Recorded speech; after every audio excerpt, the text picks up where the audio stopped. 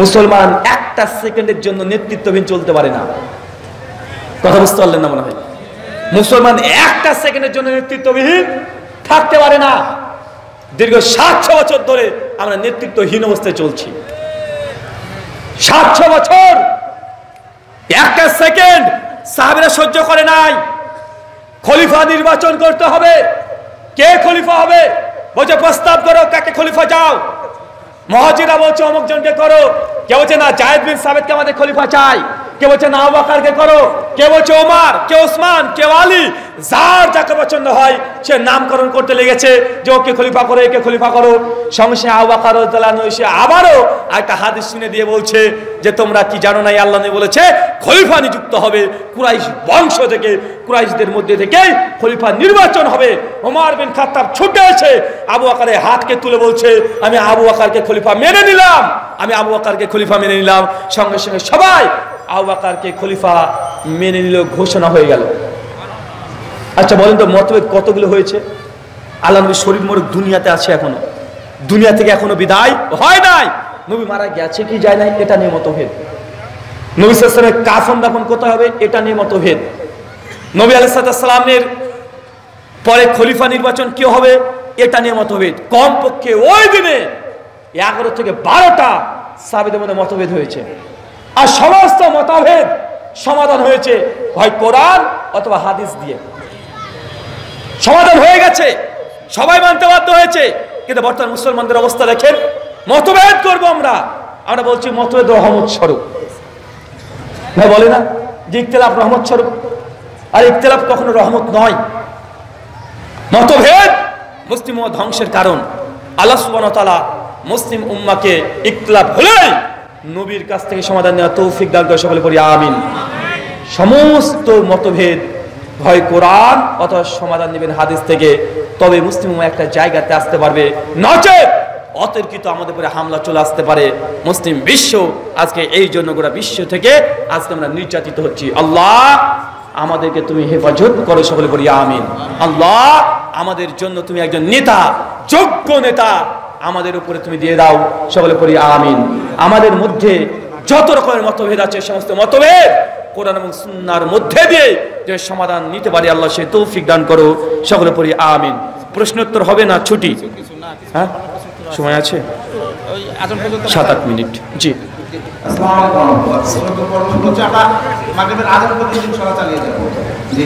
প্রথম প্রশ্ন, পায়ে হেঁটে হজে যাচ্ছেন ভারতের এক নারী, ইসলামে এই বিষয়ে কি বলেন? সহিহ বুখারী 1888 নম্বর হাদিস। মেয়েরা হজ যদি করতে যায় মাহরম, বিনা মাহরমে এক রাত্রি একদিন তারা বের হতে পারবে না। মাহরম বিহীন আপনি যেতে পারবেন না। যত পুলিশ প্রোটেকশন দেয়, সরকার প্রোটেকশন দেয়, তারপরেও নারীর যদি মাহরম না থাকে যেতে পারবে না। 2 আচ্ছা সম্মানিত শুধু অনুষ্ঠান করতে মাদ্রাসা থেকে অনেক খরচ হয়েছে।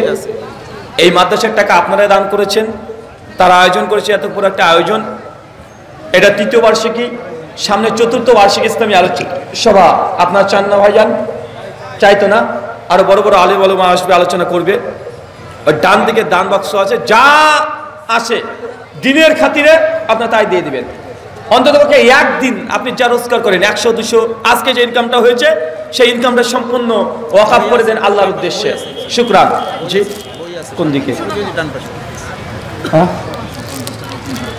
আচ্ছা এখানে অনেকগুলো বই আছে। আমাদের কাছে সালাতে হাত বাঁধার বিধান, ফিতরা, টাকা দিয়ে না খাদ্যদ্রব্য দিয়ে মহিলারা মসজিদে যেতে পারবে কি পারবে না, তাকলিদ, ভ্রান্তি নিরসন, আরো অনেকগুলো বই আছে, এই বইগুলো নিতে পারবেন। জি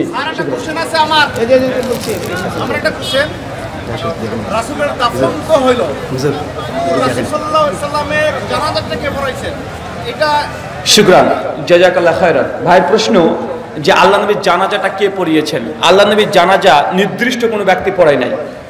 সুনানুল কুবরা লিন নাসাই কিতাবুল জানাইজ অধ্যায়ে পাওয়া যায় যে আল্লাহ নবীর জানাজা বেশ কয়েকবার হয়েছে। যেটা পাওয়া যায় প্রথম আহলে বায়াত, নবীর পরিবার, কথা বুঝতে পারছেন, যারা আহলে বায়াত প্রথম তারা জানাজা পড়িয়েছে। তারপরে বদরি সাহাবী, এইভাবে আস্তে আস্তে আশারে মুবাশশারা, এইভাবে আস্তে আস্তে আস্তে জানাজা সালাত আদায় করেছে। আমাদের মতো বড় জামাতে এক জামাতে পড়ে দিয়েছে এমন প্রমাণিত নয়। বিস্তারিত জানার জন্য শেখ আল্লামা নাসিরউদ্দিন আলবানী রাহিমাহুল্লাহ আহকামুজ জানাইজ দেখতে পারেন, বিস্তীর্ণ আলোচনা করা আছে। শুকরিয়া। শীতের রাতে ফরজ গোসলের ভয়ে স্বামীকে কাছে টানতেই না। ভাই একটা প্রশ্ন উত্তর দিচ্ছি, কি বল দেখবো ভাই, শুনতে হচ্ছে যেমন। শীতের রাতে ফরজ গোসলের ভয়ে স্বামীকে কাছে থাকতে দেই না, আমার কি গুনাহ হবে? কি কষ্ট রে ভাই, দুজনেরই কষ্ট, স্বামীরও কষ্ট, স্ত্রীরও কষ্ট। শীতের ভয়ে, গোসলের ভয়ে স্বামী আসতে চাইলেও স্ত্রী আসতে দেয় না। এখন স্বামীও কষ্ট পাচ্ছে, স্ত্রীও ভাবছে যে গোসল করতে হবে, এটাও কষ্টের। আসলে তা নয়। যদি স্বামী যদি চাই, আপনি তার কাছে যাবেন, এটাই শরীয়ত। নচেত ফেরেশতারা সারা রাত্রিব্যাপী আপনাকে লানত করবেন। আচ্ছা, অনেকে ভাবেন এখানে যে এরকম ছোট্ট একটা বিষয় নিয়ে সারা রাত ফেরেশতারা লানত করবে, এটা কেন? আসলে পুরুষের মেন্টালিটি আলাদা, তাদের সাইকোলজি আলাদা। আপনি যদি স্বামীকে বারবার যদি ফিরিয়ে দেন, তাহলে পুরুষের শরীর থেকে একটা অ্যাড্রিনাল হরমোন নিঃসরণ হয়। এই কারণে তার ব্রেন, মেজাজ, মস্তিষ্ক খিটখিটে হয়ে যাবে। তাহলে আপনি যদি কোনো ভালো কথাও বলেন, সে সহ্য করতে পারবে না, কারণ আপনার কাছে চাইছে একটা জিনিস, সে পাচ্ছে না। এবং যেটা তার কাছে সম্ভব না, আপনি ছাড়া সম্ভব না, ও টাকা দিয়ে সেটা সংগ্রহ করতে পারবে না। যখন চাচ্ছে কিন্তু পাচ্ছে না, সেই সময় পুরুষের শরীর থেকে যে হরমোন নিঃসরণ হয়, তখন বৃত্তসূচক ভাব চলে আসে, মেজাজ খিটখিটে হয়ে যায়, একটুতে রাগ হয়ে যাবে। তখন এই ঘটনার কারণে হয়তো কোনো একটা ছোট ভুল করেছেন, রাগ করে আপনাকে একটা তালাক দিয়ে দিতেও পারে। কথা বুঝতে পারলেন? আসলে এত বড় কারণ, অনেক মানুষ ভাবছে যে বউ থেকে তালাক দিয়েছে, কিন্তু তালাক দেওয়ার পেছনে এই কারণগুলো আগে থাকে। আপনি বাহ্যিক থেকে দেখছেন মানে একটু তরকারিতে ঝাল হয়েছে তাই তালাক দিয়েছে, কিন্তু পেছন থেকে দেখাচ্ছে তাদের শারীরিক বা মানসিক দিক থেকে সে সুখে বা শান্তিতে নেই। এই জন্য মেজাজটা খিটখিটে আছে, ছোট কথাতে রেগে যায়। তাই মেয়ের অন্তত এই ভুলটা করবেন না। কষ্ট হোক আপনার, একটু বুঝান স্বামীকে, আপনিও নিজে বুঝেন। শুকরিয়া। উপন্যাস পড়া যাবে কি? উপন্যাস পড়া যাবে কি যাবে না? কোন উপন্যাস? প্রেমের? জি, শরৎচন্দ্র চট্টোপাধ্যায়, রবীন্দ্রনাথ ঠাকুর, এদের? না, ফায়দা নেই। যদি পড়তে চান ইসলামী হিস্ট্রিগুলো পড়েন। তারিখে বাগদাদ ৭০ খণ্ডে আছে, পড়েন সারা জীবন ধরে। কথা বুঝতে পারলেন না ভাইজান? সিয়ারু আনামিন নুবালা, ইমাম যাহাবি রাহমাতুল্লাহর কিতাব, সাহাবী, তাবেঈ, মুহাদ্দিস, ফুকাহা, তাদের সবার জীবন নিয়ে রচনা করা হয়েছে। ৩৮টা খণ্ড আছে, ওটা বের করে পড়েন। সাহাবীদের জীবনী। আল বিদায়া ওয়ান নিহায়া 11 খণ্ডে ছাপানো হয়েছে, সেটা পড়েন। তারিখে দামেস্ক পড়েন। অনেকগুলো ইতিহাস, হিস্ট্রি, সিরাত আছে, সেইগুলো পড়েন। শেখ, দ্রুত বিয়ের আমল কি? দ্রুত বিয়ের আমল কিছু নাই। তুমি রোজগার করতে শিখে যাও, হাজার হাজার টাকা ইনকাম করতে শুরু করে দাও। বাপ মা যখন তোমার উপরে নির্ভর হয়ে যাবে, বাপ মা তখন বুঝে নেবে ছেলে আমার বিয়ের দরকার, বিয়ে দিয়ে দিবে। আল্লাহর কাছে দোয়া করো, আল্লাহ যেন তোমাকে সমস্ত গুনাহ, সাগিরা এবং কাবিরা থেকে হেফাজতে রাখে। বিদাতি আলেমকে মাহফিলে দাওয়াত দেওয়া যাবে কি? বিদাতি যদি স্পষ্ট প্রমাণিত হয়, তাহলে তাকে দাওয়াত দেওয়া যাবে না। তাআনু বিররি ওয়াত তাকওয়া, তোর মানুষকে সৎ কাজে সহযোগিতা করো। সূরা মাইদা আয়াত নম্বর 2, সূরা বাকারা আয়াত নম্বর 148, তোমরা সৎ কাজে প্রতিযোগিতা করো। আপনি যদি বিদআতি কাউকে ডাকেন, তার বিদআতি কথা যদি একটা মানুষের যদি গোমরা হয়ে যায়, বিদআতি আমল করে, তো বিদআতি আমল করলে ওই লোকটার যে গুনাহ, আপনার উপরে সেই গুনাহ বাড়তাবে। তাই নেকি যেমন একটা ভালো কাজের করলে যেমন নেকি পাওয়া যায়, বিদআতি যদি বিদআতি করতে সহযোগিতা করেন, আল্লাহ নবী বিদআতিকে সালাম করতে নিষেধ করে দিয়েছেন। আসসালামু আলাইকুম। কথা বুঝতে পারলেন না? আমার একটা প্রশ্ন ছিল, হচ্ছে আমি এক মসজিদে সালাত আদায় করি, তো ওখানকার ইমাম মাঝে মাঝে ফজরের সালাত আদায় করে না, ওনার পেছনে কি আমার সালাত হবে?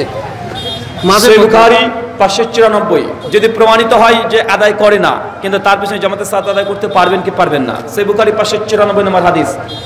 বিদআতি এবং ফাসিক ইমামের পেছনে সালাতের হুকুম ইমাম বুখারী রাহিমাহুল্লাহ, হাসান বসরি 114 হিজরি মৃত্যুবরণ করেছে, তার ফতোয়া নকল করে বলেছেন জায়েজ, তবে এটা উত্তম নয়।